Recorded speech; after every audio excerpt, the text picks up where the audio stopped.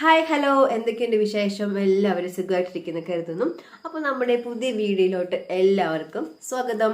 അപ്പോൾ നമ്മുടെ ഇന്നത്തെ വീഡിയോയിൽ എല്ലാവരും കണ്ട പോലെ, നമ്മുടെ തംബ്നെയിൽ ഉള്ള പോലെ ഇന്നത്തെ വീഡിയോയിൽ എൻ്റെ ഒരു ഓൺ എക്സ്പീരിയൻസ് ആണ് ഷെയർ ചെയ്യാൻ പോകുന്നത് കേട്ടോ. അത് ബ്രസ്റ്റ് ഫീഡിങ് കാലത്തുള്ള എൻ്റെ ഒരു എക്സ്പീരിയൻസ് ആണ് ഞാനിത് ഷെയർ ചെയ്യാൻ ഉദ്ദേശിക്കുന്നത്. അപ്പോൾ ആരെങ്കിലും നമ്മുടെ വീഡിയോ പുതിയതായിട്ട് കാണുന്നവരുണ്ടെങ്കിൽ നമ്മുടെ ചാനൽ ഒന്ന് സബ്സ്ക്രൈബ് ചെയ്തേക്കണേ. അപ്പം നമ്മുടെ വീഡിയോസൊക്കെ നിങ്ങൾക്ക് കാണാൻ പറ്റുന്നതായിരിക്കും. അപ്പോൾ നമ്മുടെ പുതിയ വീഡിയോയിലോട്ട് എല്ലാവർക്കും ഒന്നും കൂടെ സ്വാഗതം. അപ്പം എൻ്റെ ഒരു ഡെലിവറി എന്ന് പറയുന്നത് സിസേറിയൻ ആയിരുന്നു കേട്ടോ. അപ്പോൾ സിസേറിയൻ നിന്ന് ഓപ്പറേഷൻ തിയേറ്ററിൽ നിന്ന് എന്നെ ICUലോട്ട് ഷിഫ്റ്റ് ചെയ്ത സമയത്ത് തന്നെ എത്രയും വേഗം കുഞ്ഞിനെ അവർ എൻ്റെ അടുത്ത് കൊണ്ടുവന്നു. അങ്ങനെ ഞാൻ ബ്രസ്റ്റ് ഫീഡിങ് കൊടുത്തായിരുന്നു. അപ്പോൾ നമ്മൾ ആദ്യമായിട്ട് ബ്രസ്റ്റ് ഫീഡിങ് കൊടുക്കുമ്പം കുഞ്ഞിന് എന്താ പറയുക, പ്രതിരോധ ശക്തി ഭയങ്കരമായിട്ട് കൂടുമെന്നാണ് പറയുന്നത്. അതായത് ആദ്യത്തെ പാല് അത്രയും നല്ലതാണെന്നല്ലോ പറയുന്നത്. അപ്പം നമ്മൾ ആദ്യത്തെ പാല് എന്ത് ചെയ്താലും കളയരുത്, അത് നമ്മൾ കുഞ്ഞിന് തന്നെ കൊടുക്കണം. കാരണം എൻ്റെ അമ്മൂമ്മമാരൊക്കെ പറയുന്നത് കേട്ടിട്ടുണ്ട്, ആദ്യത്തെ പാല് ഇങ്ങനെ പിഴിഞ്ഞ് കളയുമായിരുന്നു എന്ന്. പക്ഷെ അങ്ങനെ നമ്മൾ ഒരിക്കലും ചെയ്യരുത്. നമ്മൾ ആദ്യത്തെ പാല് കുഞ്ഞിന് കൊടുക്കണം, അതാണ് ഏറ്റവും നല്ലത്. നമ്മൾ നോർമൽ ഡെലിവറി ആണെങ്കിലും സിസേറിയൻ ആണെങ്കിലും എത്രയും വേഗം നമ്മൾ ആദ്യത്തെ പാല് കൊടുക്കുന്നു അത്രയും നല്ലതാണ്.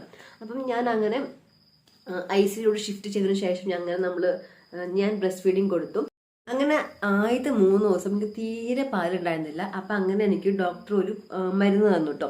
അങ്ങനെ ആ മരുന്ന് കഴിച്ചപ്പം എനിക്ക് കുറച്ച് കൂടി എന്ന് പറയാം. എന്ന് വെച്ചിട്ടുണ്ടെങ്കിൽ ഭയങ്കരമായിട്ട് കൂടിയൊന്നുമില്ല, കുറച്ച് കൂടി, അത്രയേ ഉള്ളൂ. അപ്പം ഞാൻ എപ്പോഴും ഓർക്കുന്നുണ്ട്, ഒരാഴ്ച കൊച്ചിന് ഞാൻ ഫോർമുല മിൽക്ക് കൊടുത്തിട്ടുണ്ടായിരുന്നു. എന്ന് വെച്ചിട്ടാൽ എപ്പോഴും ഫോർമുല മിൽക്കല്ല, ഞാൻ ബ്രസ്റ്റ് ഫീഡിങ് നൽകിയായിരുന്നു. അതേപോലെ ഫോർമുല മിൽക്കും കൊടുത്തായിരുന്നു. കാരണം വിശപ്പ് മാറണ്ടായിരുന്നു. അതോടൊപ്പം തന്നെ എനിക്ക് എൻ്റെ ഒരു കസിൻ ഉണ്ടായിരുന്നേ. എനിക്ക് ഒരു കസിൻ ഹോമിയോപ്പതി ഡോക്ടറായിരുന്നു. അപ്പം ഈ ബ്രസ്റ്റ് ഫീഡിങ് ഉള്ള സമയത്ത് എനിക്ക് അത് മുലപ്പാൽ വർദ്ധിപ്പിക്കാനായിട്ട് എനിക്കൊരു മരുന്ന് തന്നു. അപ്പം ഞാൻ ആ മരുന്ന് കുടിച്ചതിന് ശേഷം എനിക്കുണ്ടല്ലോ മുലപ്പാൽ നന്നായിട്ട് ഉണ്ടായിട്ടോ. അപ്പോഴാണ് എനിക്കൊരു ആശ്വാസം വന്നത്. കാരണം എനിക്ക് ഭയങ്കര ആഗ്രഹമായിരുന്നു ഫോർമുല മിൽക്ക് കൊടുക്കാൻ. എനിക്ക് തീരെ താല്പര്യം ഉണ്ടായിരുന്നില്ല. അപ്പം എങ്ങനെയെങ്കിലും അത് സ്റ്റോപ്പ് ചെയ്തിട്ട് ബ്രസ്റ്റ് ഫീഡിങ്ങിലോട്ട് എനിക്ക് ചേഞ്ച് ആകേണ്ടത് ഭയങ്കര ആഗ്രഹമായിരുന്നു. അങ്ങനെ അത് കഴിച്ചതിന് ശേഷം എനിക്ക് നന്നായിട്ടില്ല, ആദ്യത്തെക്കാലം കുറച്ചും കൂടി കൂടിയായിരുന്നു എനിക്ക് മുലപ്പാലം. അപ്പം അങ്ങനെ ഞാൻ ഫോർമുല മിൽക്ക് സ്റ്റോപ്പ് ചെയ്തിട്ട് ഞാൻ പിന്നെ ബ്രസ്റ്റ് ഫീഡിങ്ങിലോട്ട് മാറി. ബ്രസ്റ്റ് ഫീഡിങ്ങിന് ഗുണം എന്താണെന്ന് വെച്ചാൽ, നമുക്ക് ഫോർമുല മിൽക്ക് ഉണ്ടാക്കാനായിട്ടുള്ള സമയം കണ്ടെത്തണ്ട. അതൊരു ഭയങ്കര ഒരു പണിയാണ്. നമ്മൾ ബോട്ടിൽ കഴുകണം, ബോട്ടിൽ വേണ്ടിയിട്ട് നമ്മൾ ഫോർമുല മിൽക്ക് ഉണ്ടാക്കണം. അതൊരു വല്ലാത്തൊരു പണിയായിട്ട് എനിക്ക് തോന്നി. ബ്രസ്റ്റ് ഫീഡിങ് ആണല്ലോ, നമുക്ക് ഈസി ആയിട്ട് കൊടുക്കാനും പറ്റും. അപ്പം അത് മാത്രമല്ല, ബ്രസ്റ്റ് ഫീഡിങ് ആയിരിക്കും ഏറ്റവും കൂടുതലും നല്ലതും എനിക്ക് തോന്നി. അങ്ങനെ എന്തോ ഭാഗ്യത്തിന് എനിക്ക് മുലപ്പാൽ ആദ്യത്തെ 3 ദിവസത്തേക്കാളും കൂടുതൽ എനിക്ക് പിന്നെ ഉണ്ടായി. അങ്ങനെ പിന്നെ അത് കഴിഞ്ഞിട്ട് പിന്നെ വേറൊരു കാര്യം കൂടെ എനിക്ക് പറയാനുണ്ട്. നമ്മൾ മരുന്ന് കഴിച്ചതിന് ശേഷം നമുക്ക് പാല് കൂടിയിട്ടുണ്ടെങ്കിൽ നമ്മൾ പിന്നെ മരുന്ന് കഴിക്കാൻ പാടില്ല. കാരണം പാല് ഉണ്ടായി അത് കെട്ടിക്കിടക്കും. അപ്പോൾ കെട്ടിക്കിടക്കുകയാണെങ്കിൽ പിന്നെ ഭയങ്കര പ്രശ്നമായിരിക്കും. അത് പിന്നെ പാല് കെട്ടിക്കിടന്ന് നമുക്ക് പിന്നെ സർജറിയിലോട്ട് വരെ ചെയ്യേണ്ട അവസ്ഥ വരും. അതെന്താണെന്ന് വെച്ചാൽ, പാല് 2 മണിക്കൂർ കൂടുമ്പം കൊടുക്കണമല്ലോ. അപ്പോൾ 2 സൈഡ് നമ്മൾ മാറി മാറി വേണം കൊടുക്കാൻ. ഫസ്റ്റ് നമ്മൾ ലെഫ്റ്റ് സൈഡ് കൊടുക്കുകയാണെങ്കിൽ പിന്നെ നമ്മൾ റൈറ്റ് സൈഡിൽ വേണം കൊടുക്കാൻ. നമ്മൾ ഒരേ സൈഡ് തന്നെ പാല് കൊടുക്കുകയാണെങ്കിൽ ഒരു സൈഡിൽ പാല് കെട്ടിക്കിടക്കുകയും അത് പിന്നെ നമ്മളവിടെ ഒരു എന്താ പറയുക, പാല് കെട്ടിക്കിടന്ന് അത് വലിയൊരു മുഴയായിട്ട് അവിടെ കിടക്കും. അത് പിന്നെ നമ്മളത് കട്ട് ചെയ്ത് എടുത്ത് കളയേണ്ട അവസ്ഥ വന്നിട്ടുണ്ട്. കാരണം എൻ്റെ ഫ്രണ്ടിന് അങ്ങനെ ഒരു അവസ്ഥ വന്നത് കൊണ്ടാണ് ഞാനിത് പ്രത്യേകിച്ച് എടുത്ത് പറയുന്നത്.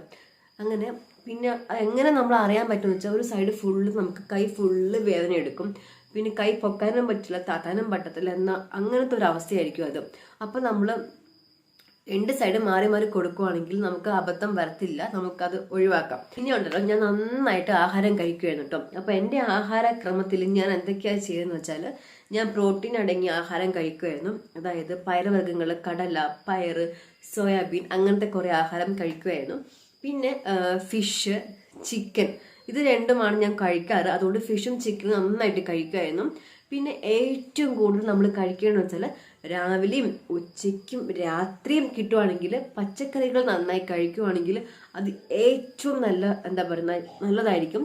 പിന്നെ നട്ട്സ്, ബദാം, ഇതും കഴിക്കുവാണെങ്കിലും നമുക്ക് ഓട്ടോമാറ്റിക്കായിട്ട് നമുക്ക് നന്നായിട്ട് പാലുണ്ടാകും, ഒരു മരുന്നും കഴിക്കണ്ട. പക്ഷെ എൻ്റെ അനുഭവത്തിൽ എനിക്ക് ആദ്യത്തെ 3 ദിവസം എനിക്ക് തീരെ ഇല്ലാത്ത സമയത്ത് ഞാൻ മരുന്ന് കഴിച്ചായിരുന്നു. അങ്ങനെ ആ മരുന്ന് കഴിച്ചതിന് ശേഷമാണ് എനിക്ക് പാല് ഉണ്ടായത്. പിന്നെ ഞാൻ ഇത്തിരി പാല് കൂടിയപ്പം ഞാൻ മരുന്ന് ഒഴിവാക്കിയിട്ട് ഞാൻ പിന്നെ ആഹാരത്തിലോട്ട് ചേഞ്ച് ചെയ്തു. നല്ലപോലെ ഫുഡ് കഴിക്കുവാണെങ്കിൽ നമുക്ക് ഓട്ടോമാറ്റിക്കായിട്ട് നന്നായിട്ട് പാലുണ്ടാകും. അത് ചിലപ്പം എൻ്റെ ബോഡിയിൽ ചിലപ്പം അങ്ങനെ ആയിരിക്കും. നിങ്ങളൊന്ന് ട്രൈ ചെയ്ത് നോക്കും. അങ്ങനെ എന്തായാലും ട്രൈ ചെയ്ത് നോക്കുവാണെങ്കിൽ ചിലപ്പോൾ നിങ്ങൾക്കും ഒരു മാറ്റം ഉണ്ടാകും. പിന്നെ ഞാൻ എന്താണെന്ന് വെച്ചാൽ ഞാൻ നന്നായിട്ട് വെള്ളം കുടിക്കുന്ന ഒരാളാണ് കേട്ടോ. അപ്പം ഇങ്ങനെ വെള്ളം കുടിക്കുമ്പം എന്താണെന്ന് വെച്ചാൽ നമ്മൾ ബ്രസ്റ്റ് ഫീഡിങ് നമ്മൾ 2 മണിക്കൂർ ഇടവിട്ടാണല്ലോ കൊടുക്കാറ് കൊച്ചിനും. അപ്പം നമ്മൾ ആദ്യം ഒരു ബ്രസ്റ്റ് ഫീഡിങ് കൊടുക്കുമ്പം പിന്നെ ബ്രസ്റ്റ് ഫീഡിങ് കൊടുക്കുന്ന ഒരു ഗ്യാപ്പ് ഉണ്ടല്ലോ. അപ്പം ആ ഗ്യാപ്പിൽ ഞാൻ നന്നായിട്ട് വെള്ളം കുടിക്കുമായിരുന്നു. വെള്ളം കുടിക്കുമ്പം നമുക്ക് നെക്സ്റ്റ് ബ്രസ്റ്റ് ഫീഡിങ് സമയത്ത് നമ്മുടെ കുഞ്ഞിന് ഓട്ടോമാറ്റിക്കായിട്ട് നന്നായിട്ട് പാല് കിട്ടും. അപ്പം അത് നിങ്ങളൊന്ന് ശ്രദ്ധിച്ച് നോക്കണേ. ഞാൻ അങ്ങനെയായിരുന്നു ചെയ്തുകൊണ്ടിരുന്നത്, നന്നായിട്ട് വെള്ളം കുടിക്കുമായിരുന്നു. അപ്പം നമ്മുടെ ബോഡി ഡീഹൈഡ്രേഷൻ ആകത്തില്ല അങ്ങനെ ഒന്ന്. പിന്നെ എന്താണെന്ന് വെച്ചാൽ നമുക്ക് ആ സമയത്ത്, അതായത് നമ്മൾ ഡെലിവറി കഴിഞ്ഞതിന് ശേഷം നമുക്ക് ചുറ്റുമുള്ള ആൾക്കാർ ചിലപ്പോൾ നെഗറ്റീവ്സ് പറയും, ചിലപ്പം പോസിറ്റീവും പറയുമായിരിക്കും. പക്ഷെ കൂടുതൽ നമ്മൾ എന്താ പറയുക, നെഗറ്റീവ്സ് ആയിരിക്കും കേൾക്കുക. ആ നെഗറ്റീവ്സ് നമ്മൾ കാതിലോട്ട് ഇത്രയും വച്ചതിന് ശേഷം ചിലപ്പോൾ കയറിയാലും നമ്മളത് ഉള്ളിലോട്ട് എടുക്കരുത്, നമ്മളത് തള്ളിക്കളയുക, പുറത്തോട്ട് തന്നെ തള്ളിക്കളയുക. നമ്മളത് ഉള്ളിലിട്ട് എടുത്തിട്ട് നമ്മുടെ മനസ്സ് ഫുള്ള് എന്താ പറയുക വിഷമത്തിലാക്കരുത്. നമ്മളത് പിന്നെ വിഷമത്തിലായി നമ്മൾ പിന്നെ എന്താ പറയുക നമ്മുടെ ബോഡി ഫുള്ള് ഡള്ളാകും, അങ്ങനെ പ്രശ്നങ്ങളൊക്കെ ഉണ്ടാവും. അപ്പം നമ്മൾ ആദ്യമേ തന്നെ നെഗറ്റീവ് പറയുന്ന ആൾക്കാരെ നമ്മൾ അകത്തോട്ട് കടത്തരുത്, അങ്ങനെ പുറത്തോട്ട് തള്ളിക്കളയുക. അപ്പം എന്ത് ചെയ്യും, നമ്മൾ സന്തോഷവതിയാകും, നമ്മുടെ കുഞ്ഞ് നന്നായിട്ട് പാലം കിട്ടും. അതൊന്ന് ട്രൈ ചെയ്ത് നോക്കണം. അത് എന്താ പറയുക 100% എൻ്റെ ഓൺ എക്സ്പീരിയൻസ് ഞാൻ പറയുകയാണ്. അതൊന്ന് ട്രൈ ചെയ്ത് നോക്കാം. കാരണം എന്തെന്ന് വെച്ചാൽ ഞാൻ എൻ്റെ ആ പ്രഗ്നൻസി സമയത്ത് ഞാൻ കുറച്ച് കേട്ടിരുന്നു നെഗറ്റീവ്സ്. അപ്പം എനിക്ക് ഭയങ്കര സങ്കടമായിരുന്നപ്പോൾ നമ്മൾ ഓട്ടോമാറ്റിക്കായിട്ട് നമ്മൾ എന്ത് ചെയ്യും, നമ്മൾ സങ്കടത്തിലാവും, നമുക്കൊന്നും ചെയ്യാണ്ട് ഒരു ഫീലിങ്സ് ആകും. അപ്പം നമുക്ക് നമ്മുടെ ബോഡി തന്നെ നമ്മൾ ഭയങ്കര ഡള്ളാകുമല്ലോ. അപ്പം നമ്മുടെ ഡള്ളാകുമ്പോൾ നമ്മുടെ ഹോർമോണും ചേഞ്ചസ് ഒക്കെ ഉണ്ടാകുമ്പോൾ നമ്മുടെ പാലും ഉണ്ടാകുന്ന കുറയും. അപ്പം എന്താ സംഭവിക്കുക, നമ്മുടെ കൊച്ചിനായിരിക്കും പാല് കിട്ടാത്തത്. അപ്പം നമ്മൾ നമ്മുടെ കൊച്ചിനും ചെയ്യുന്ന ഒരു ദ്രോഹമാണല്ലോ.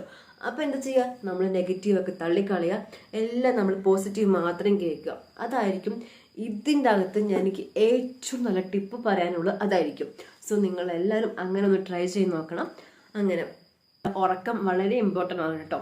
നമുക്ക് ആ സമയത്ത് ഉറങ്ങാനൊന്നും പറ്റത്തില്ലായിരിക്കും, പക്ഷേ നമുക്ക് എപ്പോൾ നമുക്ക് ഉറങ്ങാൻ സമയം കിട്ടുന്നോ അപ്പോൾ നമ്മൾ ഉറങ്ങാനായിട്ട് ശ്രമിക്കുക. കാരണം നമ്മൾ കുഞ്ഞ് ഉറങ്ങുന്ന സമയത്തായിരിക്കും നമുക്ക് കുറച്ച് നേരമെങ്കിലും നമുക്കൊന്ന് ഉറങ്ങാൻ പറ്റുക.